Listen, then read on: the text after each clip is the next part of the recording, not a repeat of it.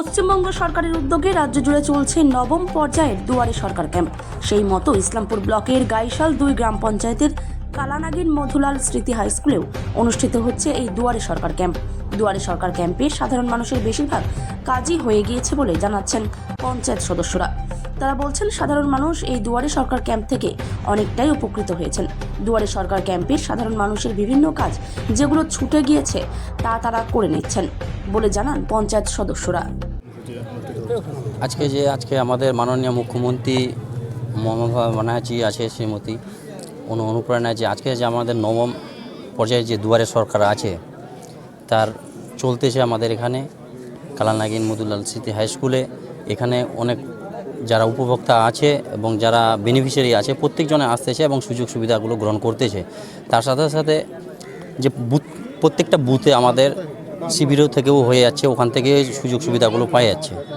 আর যা 37টা প্রকল্প আছে মমতা ব্যানার্জির, এখান থেকে সবগুলোই সুযোগ সুবিধাগুলো নিচ্ছে, গ্রহণ করতেছে।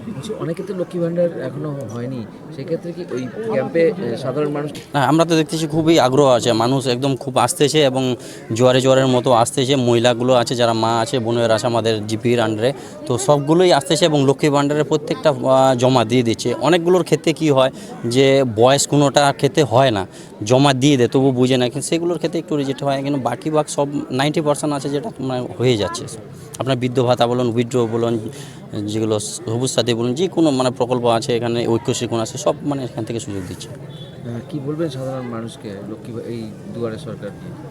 দুয়ারে সরকার নিয়ে বলবো যে আর যারা বাড়িতে আছে বা কেউ আছে, আরও আমাদের ক্যাম্প আছে কালকের থেকেও, আরও 2 তারিখ অবধি বুথে যে ক্যাম্পগুলো আছে, এখানে যদি কেউ জমা দেওয়ার না সুযোগ পায়, প্রত্যেকটা বুথে সংসদ ওয়াইজ যেগুলো আছে সেখান থেকে ওই আপনাদের মাধ্যমে, মিডিয়ার মাধ্যম থেকে বলবো যে তারা যেন বুথে গিয়ে জমা দিয়ে দেয়, সেগুলো আছে। সাকসেস বা কি যদি একটু বলেন। নমস্কার, মাননীয় প্রধান মুখ্যমন্ত্রী আমাদের এই সব সুযোগ সুবিধা দিয়েছে। 37টা প্রকল্প আছে, সেখান থেকে মানুষদের অনেক মানে কাজ করে দেওয়ার সুবিধা দিয়েছে যাতে করতে পারে।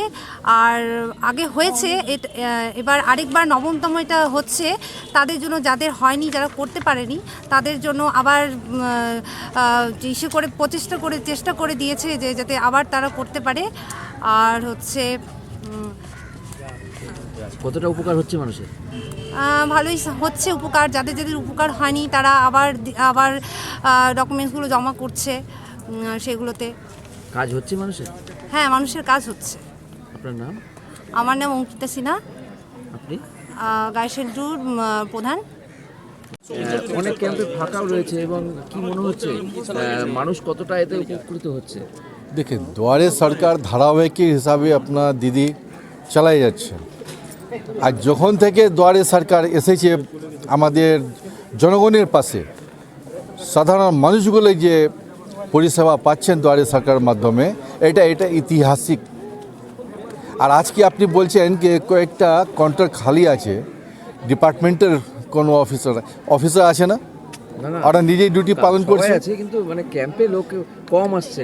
কারণ আছে মনে হয় আপনি লেট করে এসেছেন।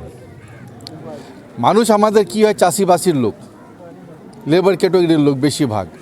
ওরা সকাল যখন দেখলো কি আরম্ভ হলো, ওখান থেকে চলে আসলো, কাজ করে আবার কাজে চলে গেল।